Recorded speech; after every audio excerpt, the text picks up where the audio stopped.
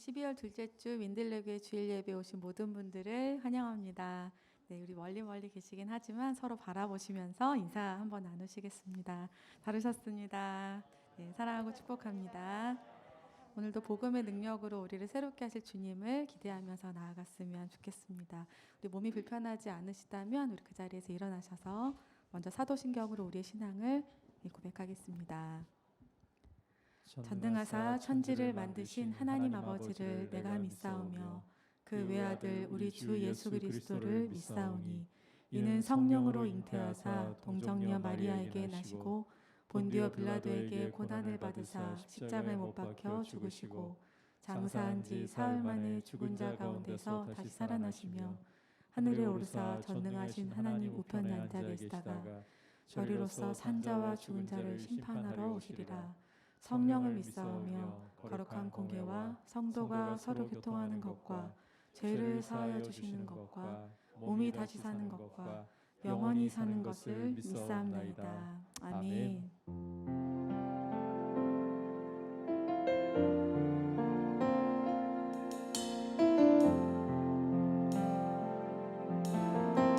아버지 사랑 내가 노래해.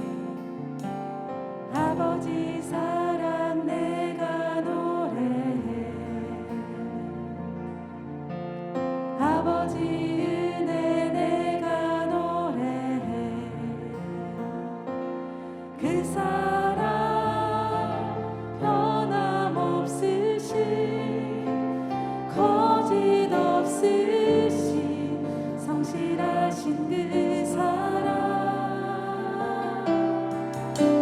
상한 갈대 꺾지 않으시는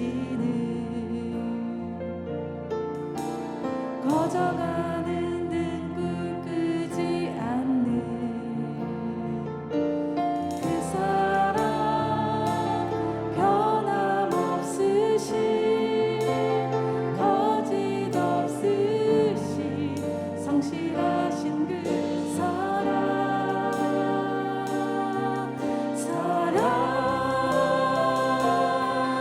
그 사랑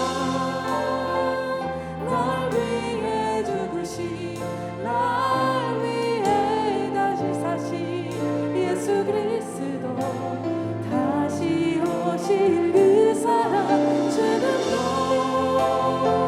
생명도 천사도 하늘의 어떤 권세도 끊을 수 없는 영원한 그 사랑 예수.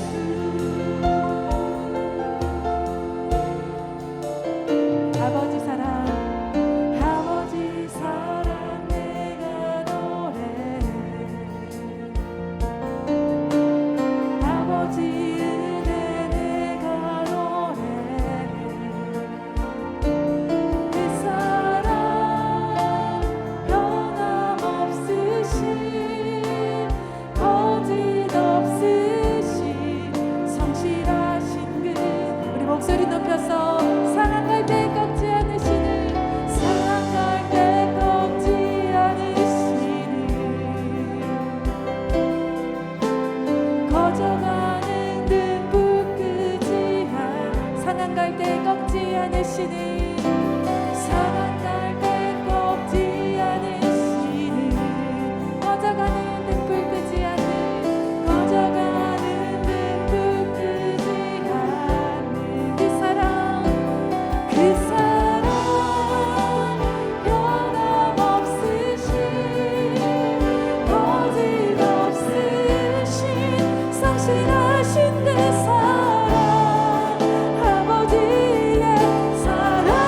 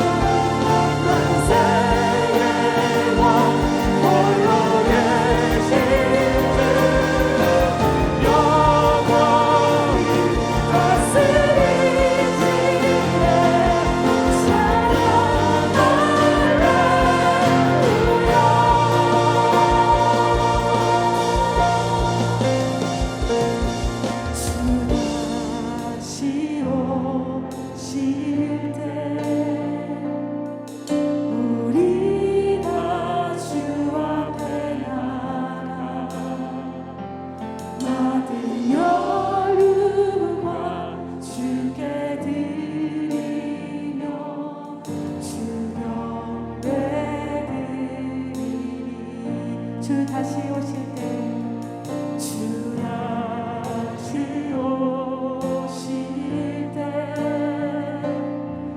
우리가 주 앞에 나가 받은 영원 주께 드리며 주 옆에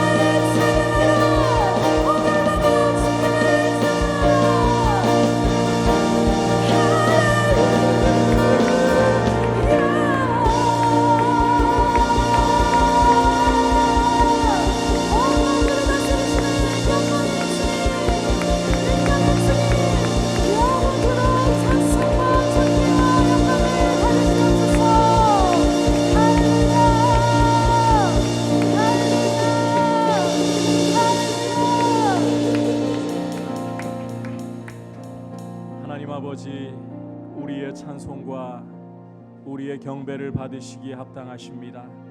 우리를 사랑하셔서 아들을 아끼지 않고 십자가에 화목제물로 내어주심을 감사합니다. 그 피로 우리를 죄에서 속량하셔서 죄에서 자유케 하셔서 하나님 아버지와 화목되게 하시고 자녀 삼으시고 두려움 없이 아바 아버지라고 이 시간 아버지께 가까이 나와 예배할 수 있게 하시니 이 얼마나 큰 은혜입니까? 오늘도 우리 자신의 연약함과 우리 안에 실패와 우리 안에 두려움과 우리 안에 모든 염려들을 다 주님 앞에 내어드리며 주님께로 달려갑니다.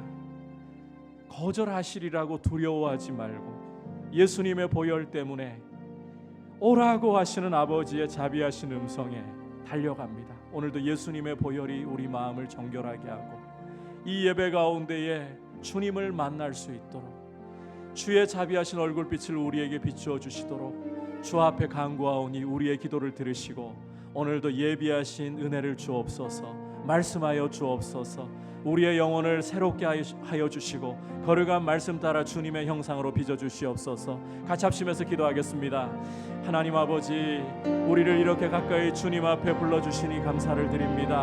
우리가 무슨 자격이 있고 무슨 힘이 있어서 거룩하신 아버지 앞에, 빛되신 아버지 앞에 나아갈 이런 은혜를 우리 스스로 누릴 수 있겠습니까? 오직 하나님 아버지의 은혜이고 예수 그리스도를 십자가에 아끼지 않고 내어주셔서 그 피로 우리의 죄를 속량하시고 그 피로 우리를 하나님 아버지와 화목해 주셨기 때문에 하나님 아버지, 우리가 이렇게 두려움 없이 아버지 앞에 설 수 있게 된 것입니다. 하나님 아버지, 이 시간 홀로 영광 받아 주옵소서. 우리에게 오늘도 예비하신 은혜 주시려고 불러주셨사오니 하나님 아버지 그리스도의 보혈로 우리의 마음을 정결하게 하시고 주님 더 닮아갈 수 있도록 거룩한 말씀을 주시고 하나님 아버지 이 예배 가운데 우리를 빚으시는 귀한 은혜를 주시옵소서. 주님의 이름에만 영광을 드리는 예배자들이 되기를 간절히 원합니다. 이 예배를 통하여 주님의 거룩하신 이름이 더욱더 높이 선포되고 주의 복음으로 말미암아서 우리의 영혼이 세워지고 새롭게 되고 강건하게 되는 귀한 은혜와 복을 주시도록 주님 인도하여 주시옵소서. 오 주님 영광을 받으시옵소서. 모든 영광 존귀 모든 영광 존귀 능력 주 받으소서. 건네서 나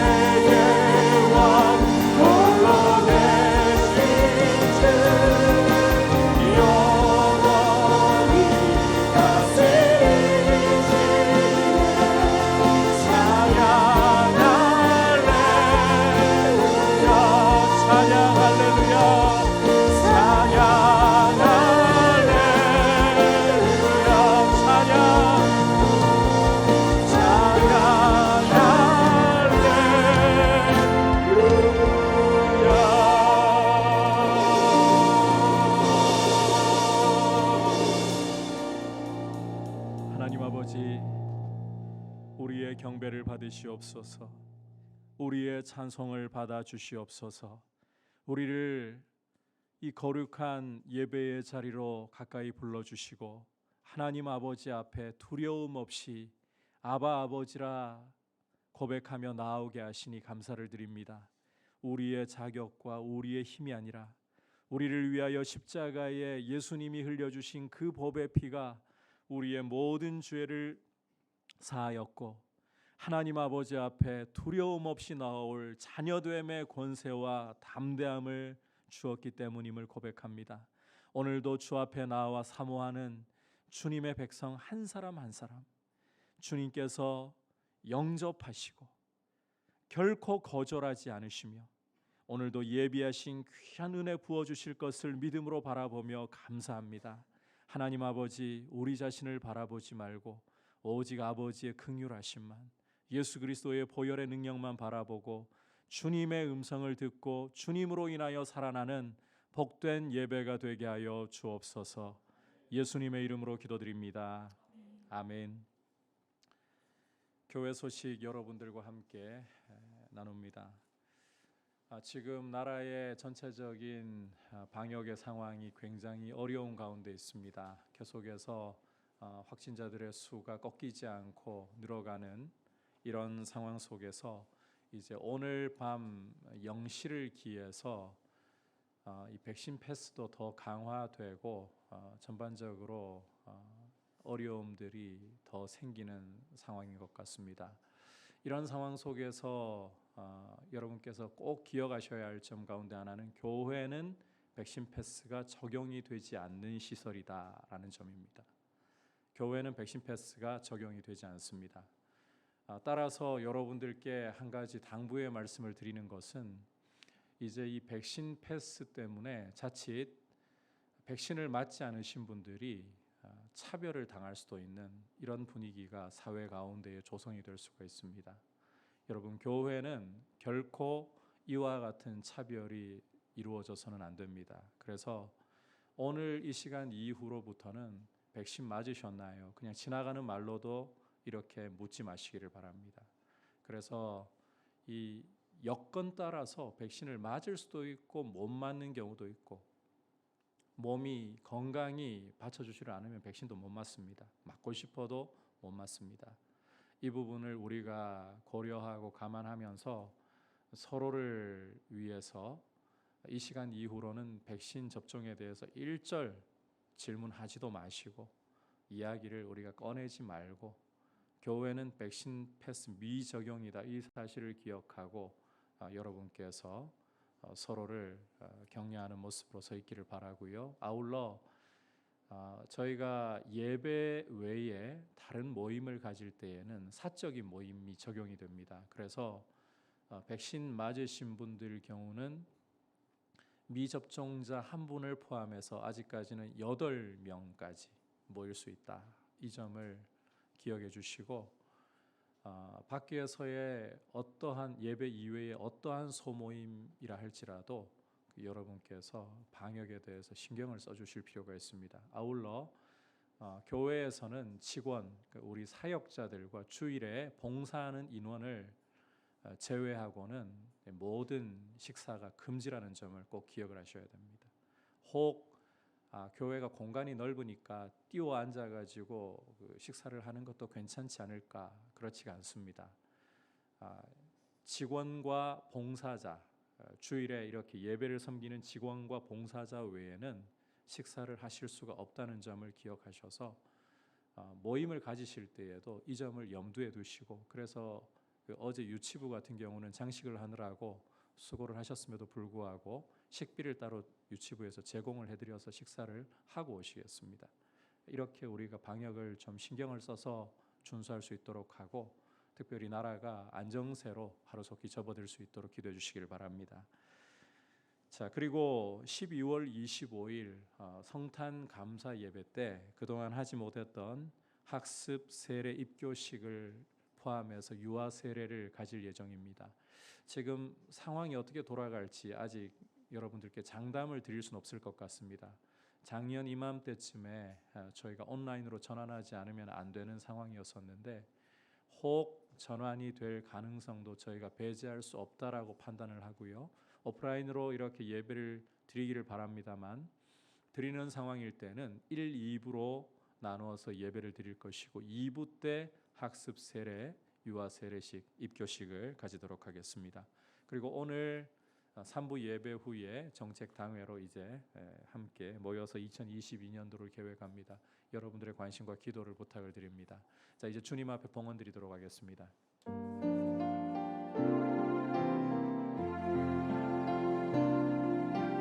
나의 생명을 드리니 주 영광 위하여 사용하옵소서.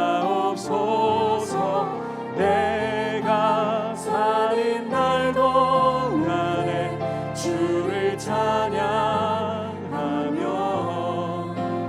기쁨의 제물 되리. 나를 받아 주소서.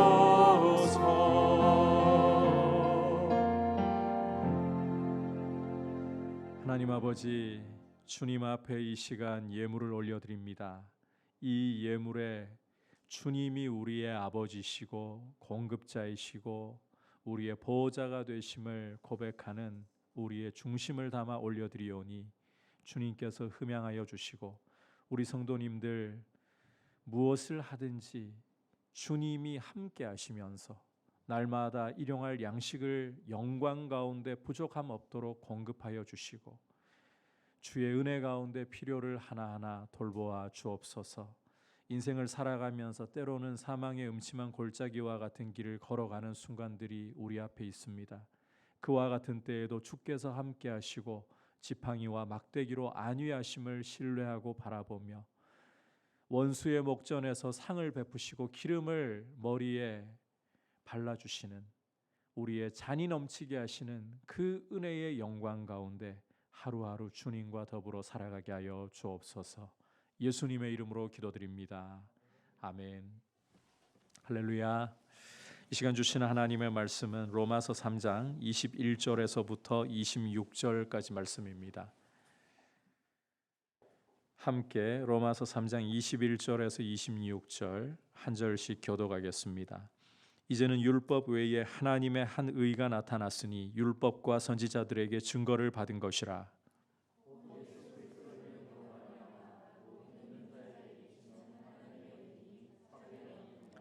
모든 사람이 죄를 범하였음에 하나님의 영광에 이르지 못하더니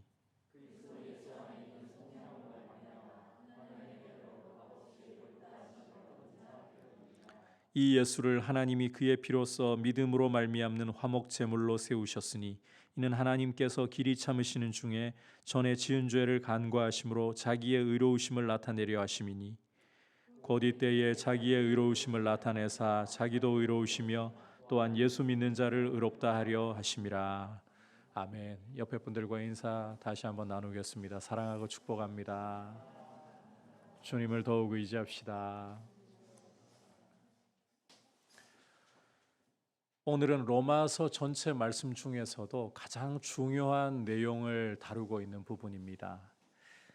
사도 바울이 그토록 이야기하고 싶어하던 복음의 핵심을 다루는 말씀이라는 겁니다. 지난 시간 율법의 역할에 대해서 함께 말씀을 살펴보았습니다. 율법의 주요한 역할은 죄악을 깨닫게 하는 것이다. 죄악을 깨닫게 하고 모든 인생으로 하나님의 심판 아래 가두는 역할을 한다라는 것을 보았습니다. 오늘 말씀은 이와 같은 율법의 정죄 아래에 있는 우리 인생에게 찬란한 소망의 빛을 비추는 말씀입니다. 바로 복음의 핵심을, 복음 중에서도 가장 핵심을 이야기해 주는 내용이라는 거예요. 율법 아래 정죄를 받고 있는 우리 인생이 어떻게 의를 얻을 수 있는가? 이제 오늘 말씀을 통해서 함께 살펴보도록 하겠습니다. 자, 21절 말씀 다 같이 한 목소리로 다시 한번 읽겠습니다. 시작. 이제는 율법 외에 하나님의 한 의가 나타났으니 율법과 선지자들에게 증거를 받은 것이라.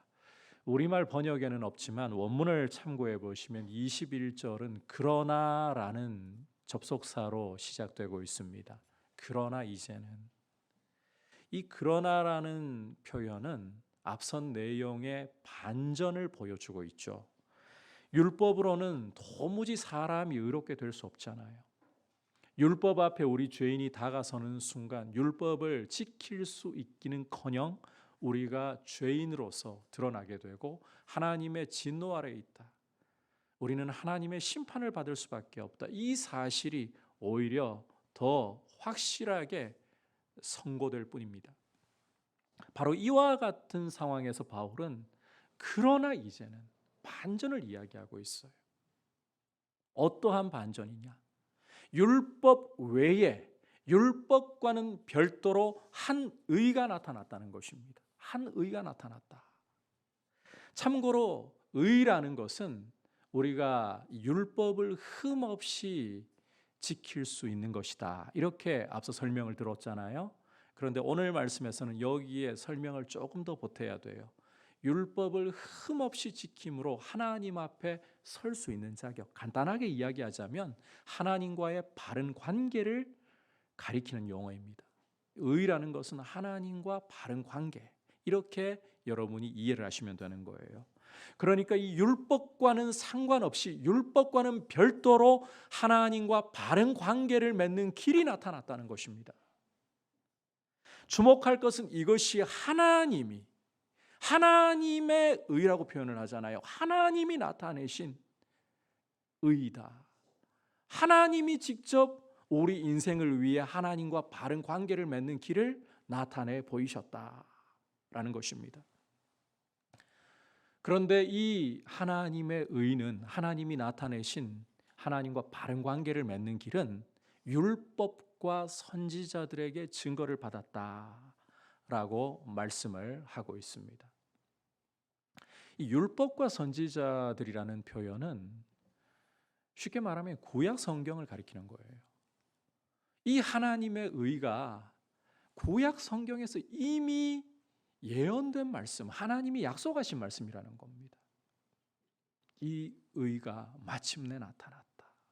하나님이 약속대로 하나님과 우리 인생이 바른 관계를 맺는 길을 나타내 보이셨다.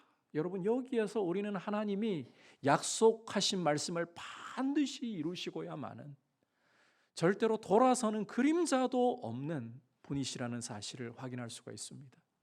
성경에 있는 모든 약속들은 예수 그리스도 안에서 예가 되고 반드시 이루어지는 줄 믿으시기를 바랍니다. 그래서 여러분들이 하나님의 이 말씀 앞에 귀를 기울이고 이 말씀을 붙들고 인내로 걸어가다 보면, 하나님 앞에 기도하면서 약속을 주장하다 보면 여러분들의 삶은 하나님의 약속을 경험하는, 그 약속의 승리를 경험하는 것을 맛보게 되는 거예요. 이제 말씀으로 다시 돌아와서, 자, 그렇다면 이 하나님이 나타내신 의, 이 하나님과의 바른 관계를 맺는 이 길을 어떻게 하면 우리 인생이 누릴 수가 있는가? 22절 함께 읽어보겠습니다. 시작. 곧 예수 그리스도를 믿음으로 말미암아 모든 믿는 자에게 미치는 하나님의 의인이 차별이 없느니라. 자, 어떻게 말씀하고 있습니까? 예수 그리스도를 믿음으로 말미암아 모든 믿는 사람에게 이 의가 미친다. 쉽게 말해서 예수님을 믿으면 하나님과 바른 관계를 맺게 된다는 거예요. 믿음으로, 예수 그리스도를 믿음으로 의를 누린다는 것입니다. 주목할 것은 이 의가 모든 믿는 자에게 미치는 것이고 차별이 없다는 것인데, 그러니까 예수님을 믿기만 한다면 누구든지 예외 없이 차별 없이 다 의롭게 된다. 여러분, 우리 사회는 이 정의에 대한 생각이 과거와는 달리 많이 파고 들어와 있습니다. 많이 자리를 잡았어요. 과거에는 우리가 보릿고개를 겪어야 하는 어려운 시절을 지날 때에는 정의의 문제는 별로 중요하지 않았습니다. 먹고 사는 게 더 중요했습니다. 그러나 지금은 우리가 선진국의 반열에 들어서고 어느덧 우리 사회도 이 의라는 문제, 정의라는 문제를 굉장히 중요하게 생각합니다. 도덕 윤리적인 관점에서 의를 생각하고 정의를 생각한다면 나쁜 짓을 한 사람은 떵떵거리며 살아서는 안 됩니다.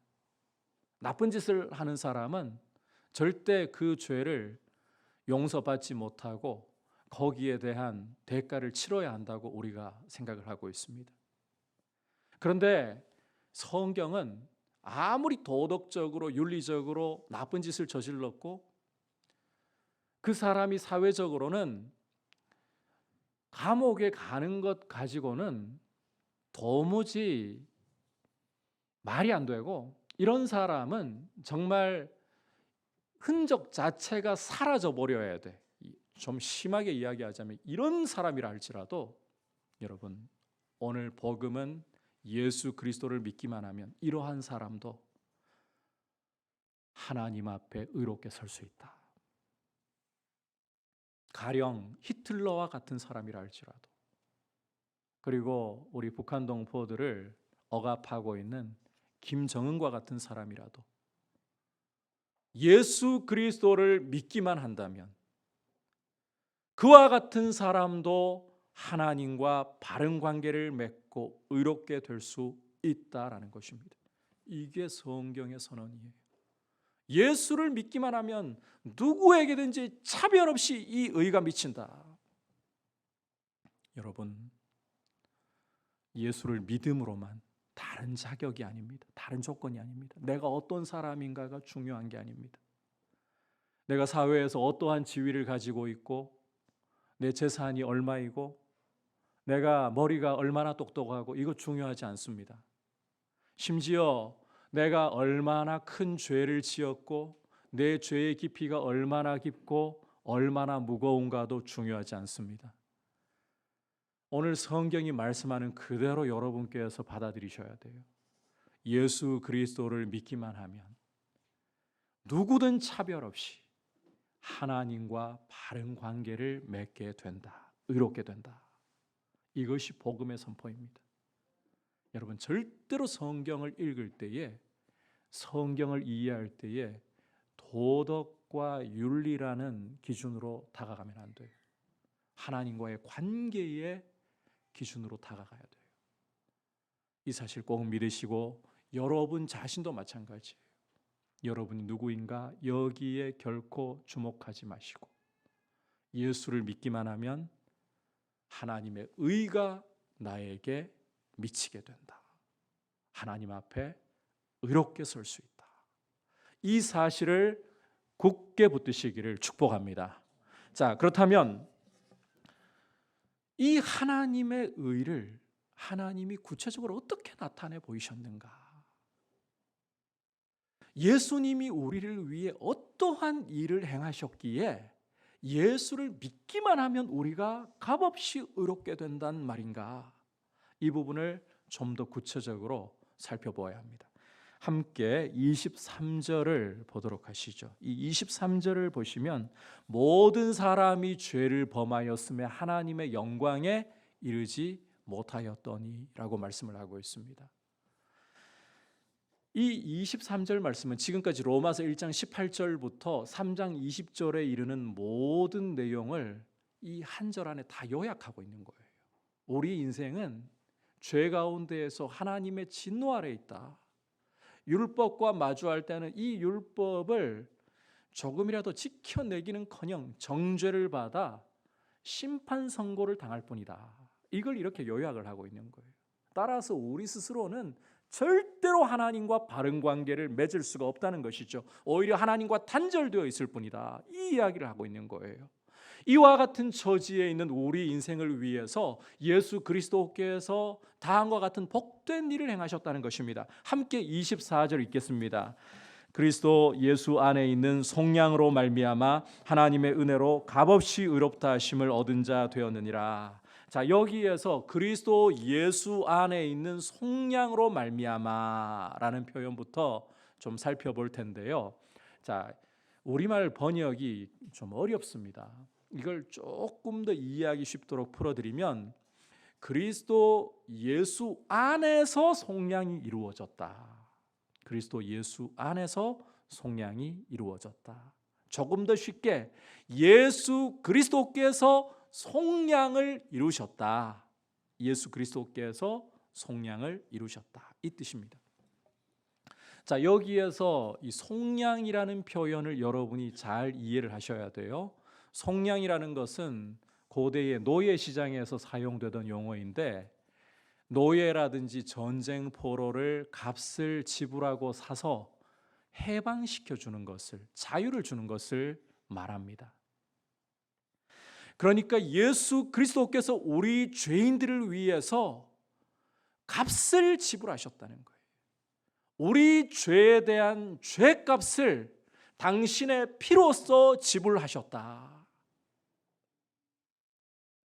하나님의 독생자이신 분이 저 하늘의 영광을 떠나서 이 땅에 나의 자리에 들어오시고 나의 모든 죄와 허물을 그 몸으로 짊어지시고 십자가에 달려 나무에 달려 내가 받아야 할 죄에 대한 저주와 심판을 당하시고 그 피를 흘려서 내 죄값을 지불하셨다.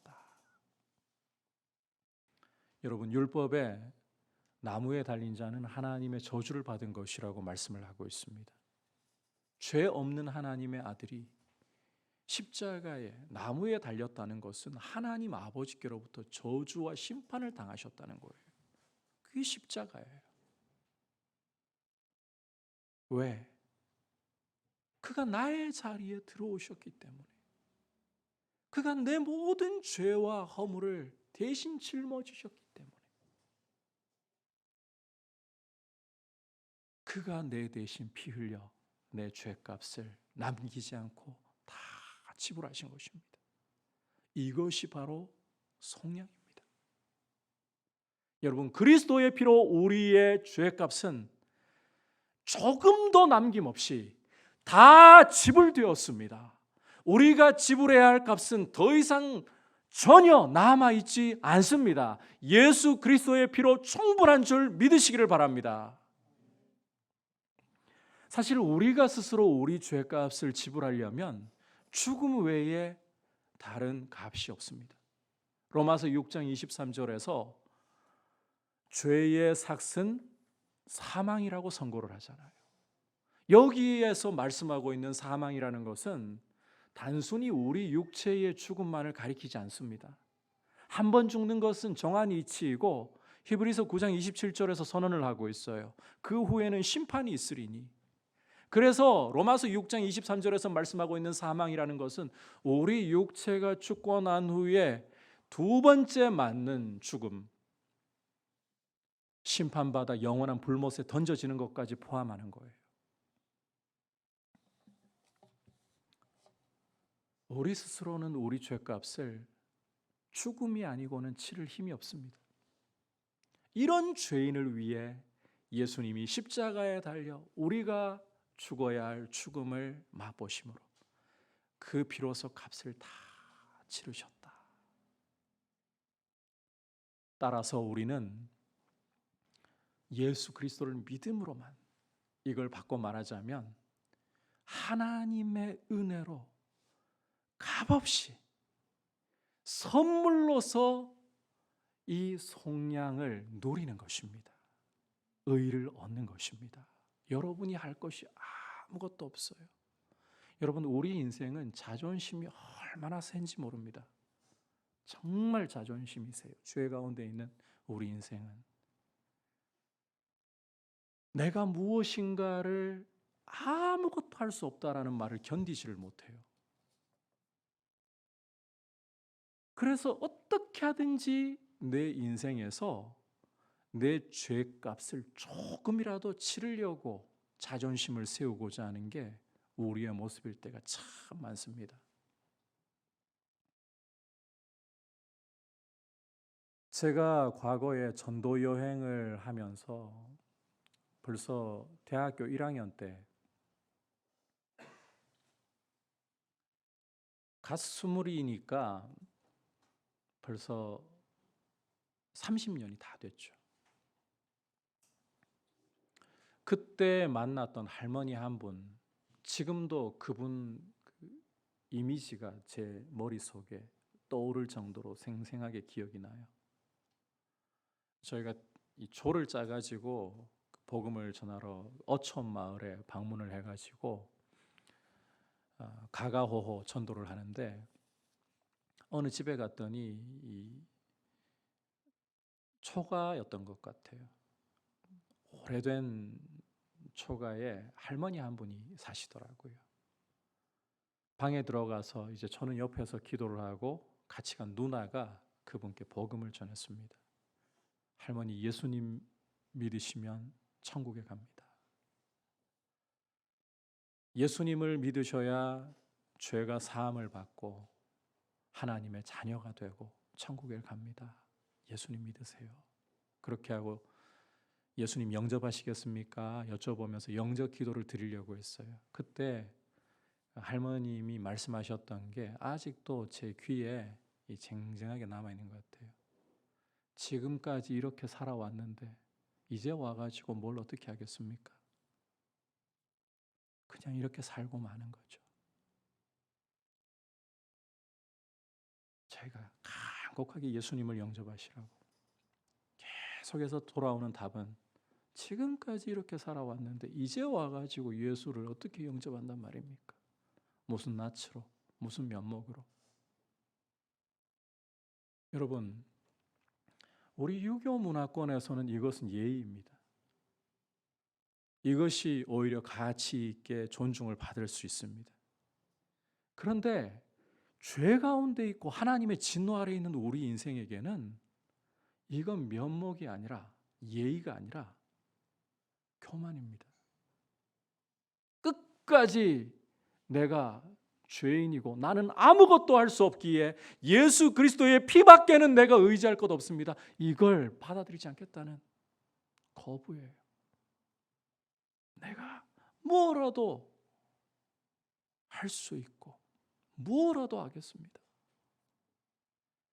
정말 절망에 빠진 사람은 내가라고 할 수가 없어요. 그냥 지푸라기라도 잡는 거예요. 여러분, 우리 위하여 예수님이 값을 다 지불하셨고 우리는 할 수도 없고 하려고 해서도 안 됩니다. 다만 예수님께로 나오십시오. 내 죄를 좀 씻고 갈게요. 지금까지 살아온 내 모습을 보면 너무 부끄러워가지고 이런 나를 주님이 받아주시려고나 할지 잘 확신이 안 서고 좀 씻어서 나가야 그래도 조금이라도 면목이 있지. 아닙니다, 여러분. 우리는 절대로 우리의 죄악을 씻을 힘이 없습니다. 씻고 난 후에라고 말씀하지 마십시오. 더러운 죄 그대로 내가 어떠한 죄를 지었든지 주님 앞에 나아갈 때 주님은 거절하지 않으십니다. 주님은 오히려 우리를 영접하셔서 그 흘리신 피로 우리를 깨끗하게 하시는 그분만이 우리를 깨끗하게 하실 수 있는 유일한 길이십니다. 재지 마십시오. 결코 내가 씻고 난 후에라고 고치고 난 후에라고 말하지 마십시오. 내 있는 모습 그대로 예수님만 나를 깨끗게 합니다. 예수님만 나를 고칩니다. 습관 좀 끊고 난 후에요. 내 더러운 모습 좀 해결하고 난 아니에요. 주님 앞에 그대로 가세요. 여러분이 끊지 못하는 중독의 문제도 그거 끊고 가는 게 아니에요. 주님께 나아가는 거예요. 나아가서 주님, 내가 이러한 문제를 가지고 있습니다. 도와주세요. 주님 앞에 나아갈 때 주님은 거절하지 않고 당신의 피로서 우리 죄값을 치르시고 세우신 이 의를 우리의 것으로 그대로 여겨주시는 줄 믿으시기를 바랍니다. 이 은혜를 의지해야 되는 거예요. 자, 그렇다면 이제 마지막으로 이 속량으로 하나님 은혜로 값없이 의롭다 하심을 받는다. 이 부분을 좀 더 구체적으로 살펴보아야 합니다. 함께 25절과 26절을 읽어보도록 하겠습니다. 시작. 이 예수를 하나님이 그의 피로써 믿음으로 말미암는 화목 제물로 세우셨으니 이는 하나님께서 길이 참으시는 중에 전에 지은 죄를 간과하심으로 자기의 의로우심을 나타내려 하심이니 곧 이때에 자기의 의로우심을 나타내사 자기도 의로우시며 또한 예수 믿는 자를 의롭다 하려 하심이라. 자, 함께 읽은 말씀에서 25절에서 피 화목 제물 이야기를 하잖아요. 이것은 구약 제사와 예수님의 십자가 사건을 연결시키는 부분입니다. 바울은 하나님이 예수 그리스도를 그 피로써 화목 제물로 세우셨다. 하나님이 예수 그리스도를 그 피로써 화목 제물로 세우셨다 말씀하고 있습니다. 앞서 온 세상이 죄 가운데 있고 하나님의 진노 가운데 있다. 이거 계속 우리가 살펴보고 있고 보았잖아요. 이런 죄 가운데 있는 인생은 여러분 하나님과 원수 관계에 있어요. 에베소서 2장을 읽어보시면 허물과 죄 가운데 있는 우리 인생은 하나님에 대한 감각은 아예 없고 이 세상의 풍조를 따르고 공중권세 잡은 저 마귀를 따르고 우리 육체의 욕심을 따르면서 하나님께 본질적으로 반역한 원수 관계에 있는 죄인이에요. 로마서 5장에서도 이 부분을 분명히 말씀하고 있어요. 따라서 우리의 이 죄 사함이라는 것은 단순히 죄 사함만으로 끝나는 것이 아니라 하나님과의 이 원수된 관계에 화목이 와야 되는, 화목을 포함하는 개념이에요. 그러니까 이 속량이라는 것이 단순히 죄값을 지불하고 죄에서 풀어주는 것만이 아니라 하나님과의 화목을 포함하는 개념이다. 주목할 것은 예수님이 십자가에 흘리신 이 피로써 하나님은 예수님을 세상을 위한 화목 제물로 삼으셨다는 것입니다. 십자가라는 제단에 예수 그리스도께서 흠없는 제물로 드려지심으로써 단절되어 있던 하나님과 우리 인생 사이를 이어주는, 원수되었던 하나님과 우리 사이를 화목시켜주는 제물이 되게 하나님이 그리스도를 세우셨다. 참고로 두 사람 사이가 깨어지고 원수가 되었을 때 이 두 사람 사이에 화해가 이루어지려면 먼저 손 내미는 사람은 반드시 손해를 감수해야 됩니다. 최소한 자존심은 꺾어야 되는, 자존심에서 죽어야 되는 손해를 봐야 되는 거예요. 원수된 우리는 하나님을 아예 찾을 생각이 없었습니다. 할 수도 없어요. 하나님을 찾는다고요? 불가능합니다. 하나님의 형상이기 때문에 더듬어 찾는데 여러분 세상의 모습을 보십시오. 우상 숭배입니다. 그렇게 함으로 하나님과의 관계에 더 진노를 쌓아 올리는 것뿐이에요. 그게 우리예요. 이런 우리를 위해 하나님이 그 손을 먼저 내미셨어요. 아들을 손해 보시면서 십자가의 아들을 내어주시는 손해를 보심으로써 우리를 하나님과 화해시키려고, 이 화해라는 것은 단순히 관계 화해 정도가 아니라 자녀로 삼으시려고 하나님이 하신 거예요. 따라서 우리는 믿음이라는 손, 여러분 이 믿음을 손이라고 생각하면 돼요. 하나님께서 아들을 십자가에 죽이셔서 그 피로 우리 죄값을 다 치르시고 하나님과 화목해 하시는, 이걸 구원이라고, 좁게 구원이라고 부를 수 있잖아요. 구원이라는 것은 사실 훨씬 큰 의미지만 이 구원의 선물을 다 마련해서 우리에게 그 선물을 내어 미실 때에 그 선물을 받는 손이 믿음이다. 믿음이 바로 손이라고 생각하시면 돼요. 그냥 이 손 내밀어서 받는 거예요. 뭔가 더 보탤 것이 없습니다. 받아들이시면 되는 거예요.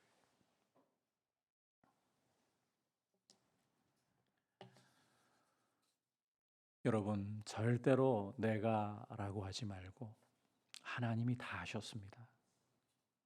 하나님이 우리의 죄를 위해 아들을 십자가에 제물로 주심으로 죄값 다 치르시고 우리를 하나님과 화해시켜 자녀 될 수 있는 은혜까지 다 마련하셨습니다. 거저 받기만 하면 되는 거예요. 더 보태려고 할 필요가 없어요. 그래서 믿음이라는 손이 중요하다. 자, 그런데 이 정도 설명에 이르니까요, 아마 여러분들 가운데 의문이 생기는 분이 계실지도 모르겠습니다. 하나님이라면, 성경을 우리가 읽어보면 하나님이라면 말씀만으로 온 천지 만물을 창조하시는 분이잖아요. 없는 것을 있는 것처럼 당연하게 불러내시고 죽은 자를 살리시는 분이잖아요. 말씀만으로. 그러한 분이 우리 죄인들을 향해서 너 죄 없다, 의롭다, 그냥 이렇게 말씀만 하면 되는 거 아닌가요? 왜 이렇게까지 복잡한 과정을 통해서 우리 인생을 의롭게 하셔야 되는 것인가? 이 부분에 대해서 25절 후반부에서 26절까지에서 설명을 하고 있는데 간단히 요약하자면 하나님의 성품 때문이라는 것입니다. 하나님의 의로우심 때문이라는 거예요. 자, 이 말씀을 이제 설명을 좀 드릴게요. 25절 후반부부터 26절까지. 자, 그 중에서 먼저 25절 후반부에서 하나님께서 길이 참으시는 중에 전에 지은 죄를 간과하셨다. 이 표현부터 좀 이해할 필요가 있습니다. 하나님이 길이 참으시는 중에 전에 지은 죄를 간과하셨다. 이게 무슨 이야기인가 하면 간단하게 구약 성도들의 죄를 눈감아 주셨다 이 뜻이에요. 하나님이 구약 성도들의 죄를 눈감아 주셨다. 지금 이 말씀에서 우리 예수 그리스도의 십자가 사건을 마주하고 있는 우리만 이야기하고 있는 게 아니라 갑자기 구약 시대까지 거슬러 올라가고 있는 거예요. 구약 성도들의 죄를 눈감아 주셨대요. 아니 왜 갑자기 구약 성도 이야기가 나오지? 여러분, 성경은 분명히 예수 그리스도를 믿음으로 의롭다 하심을 얻는다고 했죠. 그렇다면 문제가 하나 아주 큰 게 발생합니다. 성경은 신약부터 출발이 아니죠. 구약부터 출발하잖아요. 구약의 성도들은 도대체 어떻게 의를 얻는단 말입니까? 분명히 예수를 믿음으로만이라고 말씀을 했는데 구약 시대에는 예수님이 오시기 전에는 예수님을 믿을 수 있는 길이 있나요? 예수님에 대한 말씀을 명시적으로 구약에 기록을 하고 있나요? 없잖아요. 그렇다면 이 구약 성도들은 도대체 어떻게 의롭게 될 수 있느냐? 다윗과 같은 사람은, 모세와 같은 사람은,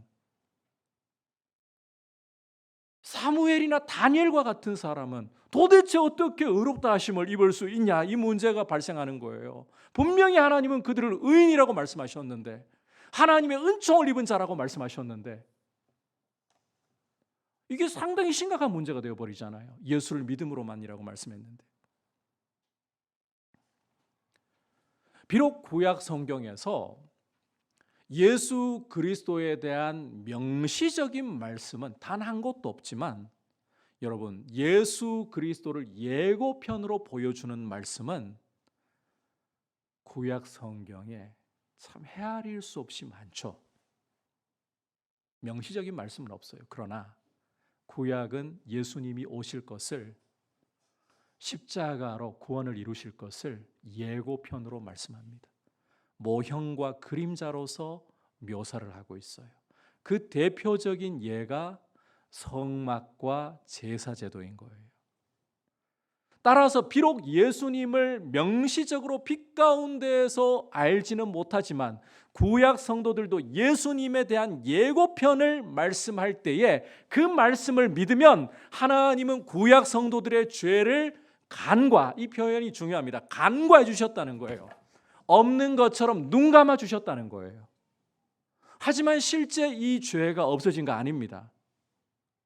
구약시대 이 짐승의 피를 흘려가지고는 절대 사람의 죽어있던 양심을 깨끗하게 하고 죽은 행실로부터 건져낼 수가 없어요.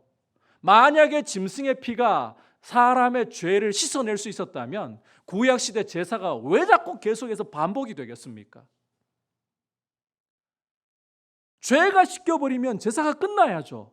안 끝난다는 것은 죄가 안 씻긴다. 짐승의 피 가지고는 안 된다.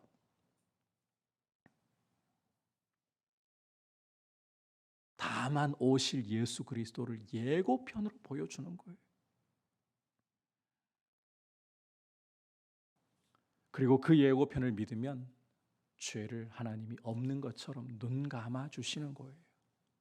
하지만 여러분, 25절 후반부에서 보여주듯이 하나님은 의로우신 분이다. 26절에서도 하나님은 의로우신 분이다.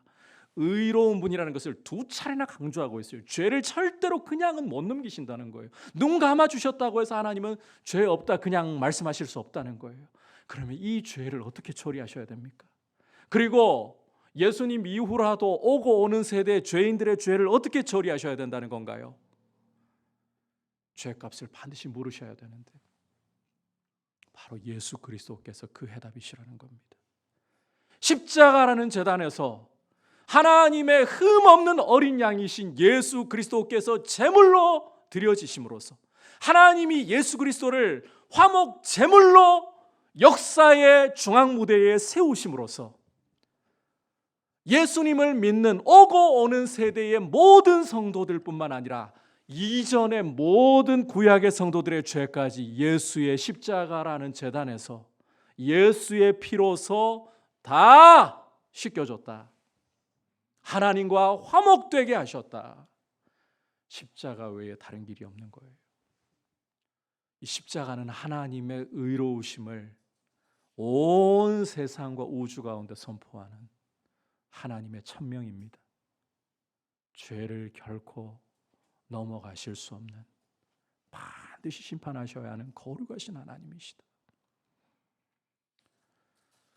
그 의로우심을 아들을 죽이시면서, 여러분, 하나님은 아들이라도 안 아끼셨습니다. 우리 죄를, 세상 죄를 뒤집어 쓰셨을 때 아들마저도 저주와 심판을 쏟아부으셨습니다. 그렇게 의로우신 분이시다.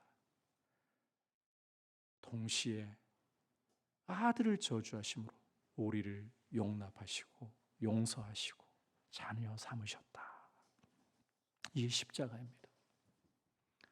여러분, 이제 사람이 의롭게 되는 길은 다른 데 있지 않습니다.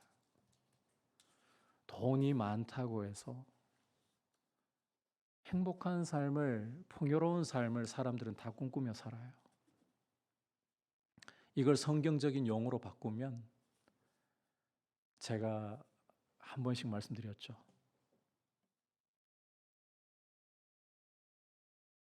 풍성한 삶이라고.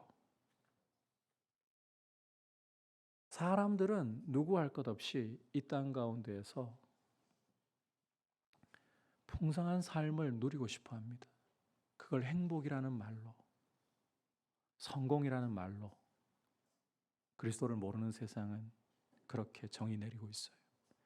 그리고 돈을 많이 벌면 내가 바라는 것들 그냥 한 방에 살 수 있을 정도로 돈을 많이 벌고, 원할 때마다 쉽게 사면 내 이 마음의 공허함이 채워지고 나에게 행복이 오겠지. 남들이 이루지 못한 성취와 사회적인 지위로 그 행복을 차지하고 풍성한 삶을 조금이라도 누릴 수 있겠지. 남들보다 비상한 두뇌가 있으면, 재주가 있으면 되겠지. 여러분, 잠시의 비교 속에서 행복감을 맛볼 수 있습니다. 남들보다 우월한 것 속에서 잠시의 기쁨을 맛볼 수는 있습니다. 그러나 진정한 풍성한 삶은 하나님과 바른 관계에 있을 때 의로서 오는 거예요. 그래서 돈이 아무리 많아 본들 그걸로 못 있어요. 돈 많은 죄인. 머리가 똑똑합니까? 똑똑한 죄인. 힘이 있습니까? 힘 있는 죄인일 뿐이에요. 하나님과의 단절된 관계는 우리에게 참된 생명이 오고 이 생명을 풍성하게 누릴 수 있는 유일한 길은 오직 예수 그리스도를 믿음으로 말미암아, 그리스도의 속량으로 주어진 의로 말미암아, 그리스도께서 화목제물로 십자가에 드려지신 그 은혜로 말미암아 주어지는 것임을 여러분 믿으시기를 바랍니다. 절대로, 다시 한번 강조하지만 절대로 내가 스스로 무엇인가를 해서 하나님 앞에 조금이라도 갚으려고 하지 마십시오. 내 죄를 조금이라도 씻고 가야지. 나를 조금이라도 깨끗하게 하고 가야지. 절대 그렇게 생각하지 마십시오. 그냥 주님께로 달려가십시오.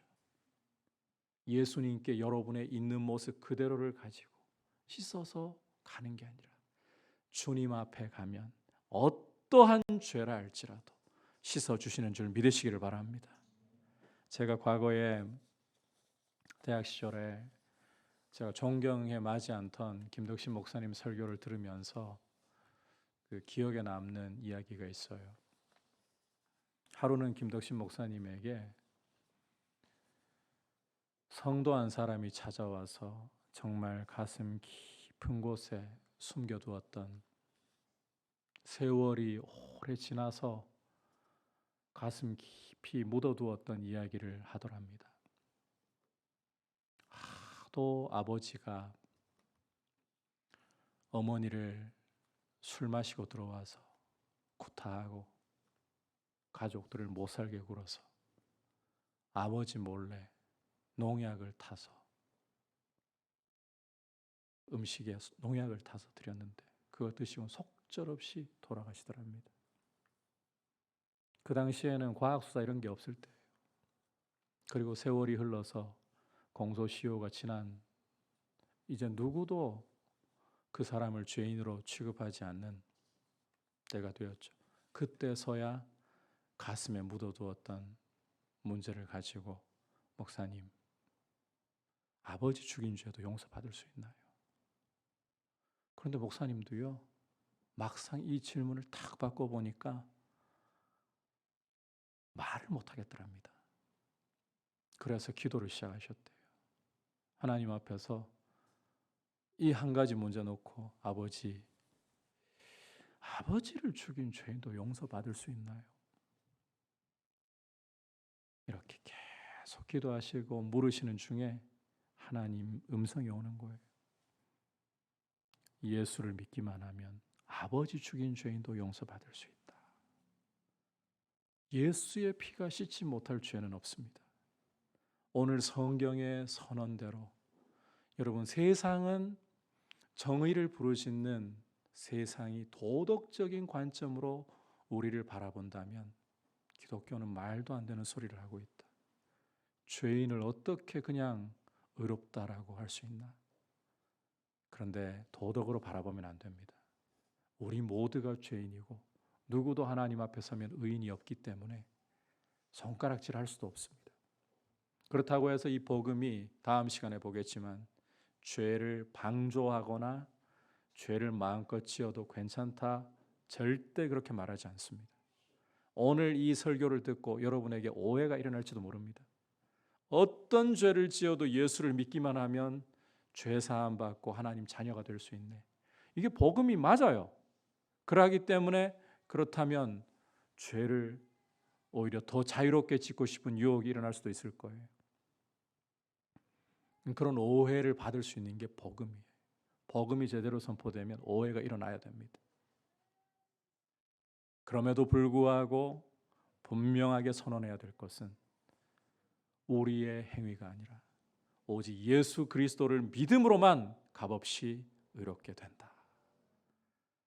그러므로 여러분, 씻으려고 하지 말고 깨끗하게 하려고 스스로 몸부림치지 말고 나에게는 희망이 없습니다. 나는 아무것도 할 수가 없습니다. 그저 예수님, 주님께 그냥 엎어집니다. 주님께 나아가고자 하는데 나아갈 힘도 없어서, 그마저도 없어서 주님 앞에 그냥 엎어집니다. 나를 불쌍히 여겨주십시오.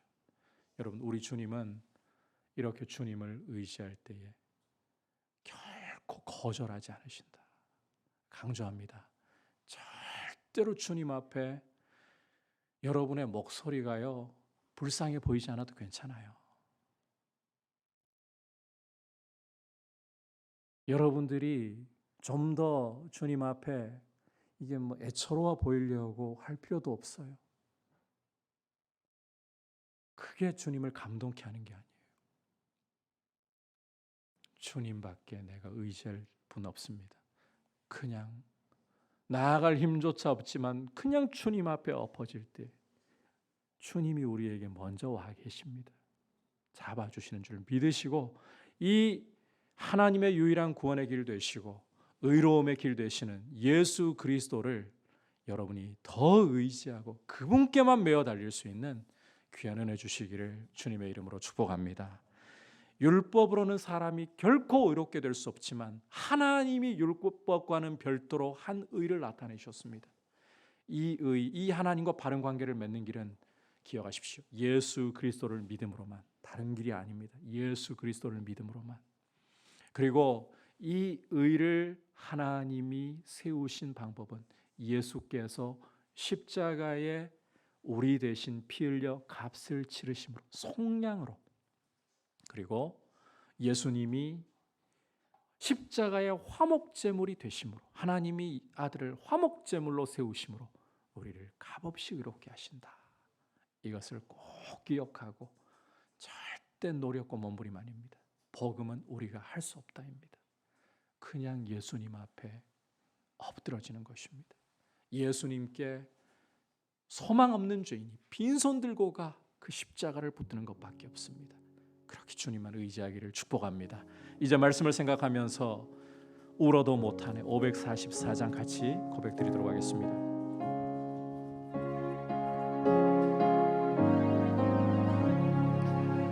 울어도 못하네 눈물 많이 흘려도 겁을 얻게 못하고 죄를 씻지 못하니 울어도 힘써도 못하네 힘써도 못하네 말과 뜻과 행실이 깨끗하고 착해도 다시 나게 못하니 힘써도 못 참아도 못하네 참아도 못하네 할 수 없는 죄인이 흉한 죄에 빠져서 어찌하니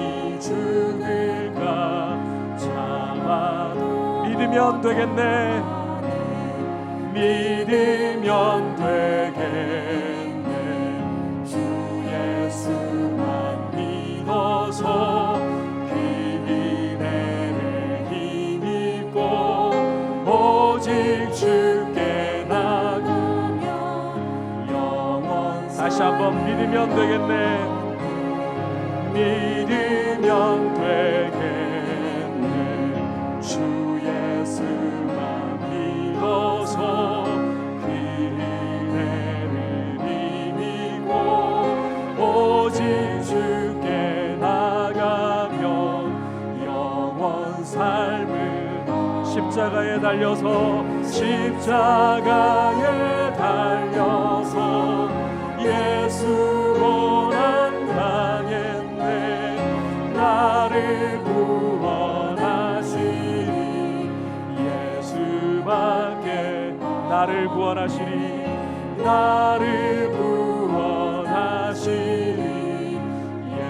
예수밖에 없네. 함께 기도할 때에 하나님 아버지 내 안에 있는 죄성은 어찌하든지 간에 내 안에서 조금이라도 가능성을 남겨두려고 하고 가능성을 찾으려고 합니다. 그래서 주님은 두 팔을 벌려 십자가에 두 팔을 벌려 그 피 흘리신 손을 내어 미시면서 나에게 거저 오라 있는 모습 그대로 오라 하시나 나는 부끄럽다고 면목이 없다고 고쳐서 가야 된다고 몸부림치면서 헛되이 내 피부색을 흑인이 피부색을 구스인이 피부색을 바꿀 수 없고 표범이 그 피부의 무늬를 바꿀 수 없음에도 불구하고 그렇게 몸부림치려고 하는 것처럼 버티고 있지는 않습니까? 이게 내 모습입니다. 주님, 나는 주님 없으면 소망 없습니다. 주 예수님 나를 영접해 주십시오. 아직 예수님을 만나지 못했다면 다른 거 생각할 것 없습니다. 내가 누구인가 생각하고 어떠한 것 생각할 것 없습니다. 그냥 예수님께 엎드리십시오. 예수님 나를 영접해 주십시오. 그렇게 주님께 나아가십시오. 주님이 거절하지 않으실 줄 믿습니다. 이 시간 같이 주님 내 몸부림 다 내려놓고 주님께 나아갈 힘이 없다면 그냥 엎어집니다. 주님 도와주십시오 라고 엎어집니다. 주님 나를 붙잡아 주옵소서. 같이 기도하겠습니다. 하나님 아버지 이 시간 복음의 핵심에 대하여서 함께 말씀을 통해서 보았습니다. 하나님 아버지 우리는 누구의 예외도 없이 다 범죄하여 하나님의 영광에 이를 수 없는 처지에 있습니다. 이런 인생을 위하여서 율법과는 별도로 하나님이 한 의를 나타내셨습니다. 이 의는 예수 그리스도를 믿음으로써 누리는 것입니다. 주님이 십자가에 내 대신 피 흘려 내 죄값을 지르심으로 나를 죄에서 속량하셨습니다. 또한 화목제물이 되심으로 하나님 아버지와 화목시켜 주시고 자녀 삼으시는 길을 열어주셨습니다. 이 은혜를 믿기만 하면 믿음의 손을 내밀기만 하면 거저 주신다고 약속했습니다. 내가 몸부림치며 주님 앞에 나를 스스로 깨끗하게 하려고 하고 나를 고치려고 하고 나를 바꾸어서 조금이라도 주님 앞에서 내세울 것 있게 나가려고 했던 모습들을 이 시간 다 내려놓게 하옵소서. 나는 그조차 할 수 없고 무의미한 몸부림을 치는 것일 뿐입니다. 그저 나는 주님 앞에 내가 어떠한 사람이든지 어떠한 행실을 가졌든지 간에 주님 앞에 이 시간 의지합니다. 예수님만을 의지하고 믿게 하여 주옵소서. 믿으면 되겠네. 주 예수만 믿어서 그대를 비비고 오직 주께 나가며 영원. 자리에서 일어나서 고백하겠습니다. 믿으면 되겠네. 믿으면 되겠네. 주 예수만 믿어서 그대를 비비고 오직 주께 나가며 영원 삶을 십자가에 달려서 십자가에 달려서 예수 고난 당했네. 나를 구원하신 예수밖에 없네. 나를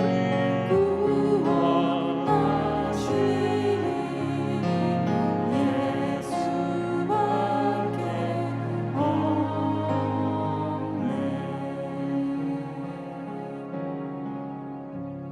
하나님 아버지, 우리 스스로는 이미 죄 가운데 태어나서 이 죄의 뿌리로부터 우리가 하는 일마다 하나님 없이 우리는 도덕적으로 남들보다 우월하다 깨끗하다고 했던 순간에도 사실은 하나님을 거부하고 나를 내 인생의 왕으로, 내 인생의 자랑으로, 내 인생의 기쁨으로 세우는 죄를 더하고 있었을 뿐입니다.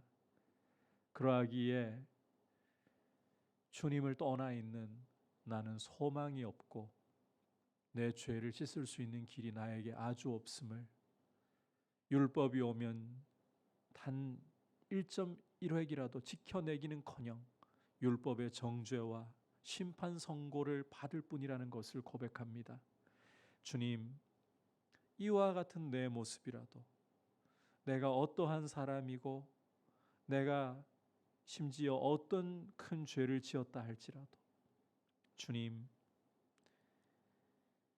내가 스스로 이 죄를 씻을 수 없고 내가 스스로 하나님 앞에 설 수 없기에 그저 나의 의로움이 되시는 예수 그리스도를 의지하고 예수 그리스도만을 구합니다.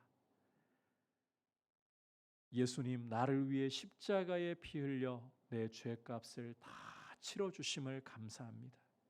화목제물이 되셔서 하나님 아버지와 화목하게 하시고 자녀 되게 하시니 감사합니다. 나를 영접하시고 주님께만 굳건하게 달라붙어 있도록 성령님 나를 도와주시고 예수님만을 자랑하고 실패했을수록 죄를 지었을수록 주님께로 바로 달려가고 주님만 의지하게 하여 주옵소서. 우리 주 예수 그리스도의 크신 은혜와 하나님 아버지의 지극하신 사랑과 성령 하나님의 감화 감동 충만하게 하시는 은혜의 역사가 오직 예수만을 의지하기를 원하는 모든 주의 백성들 위에, 열방을 섬기시는 선교사님들 위에 이제부터 영원토록 함께 계시기를 간절히 축원하옵나이다. 아멘.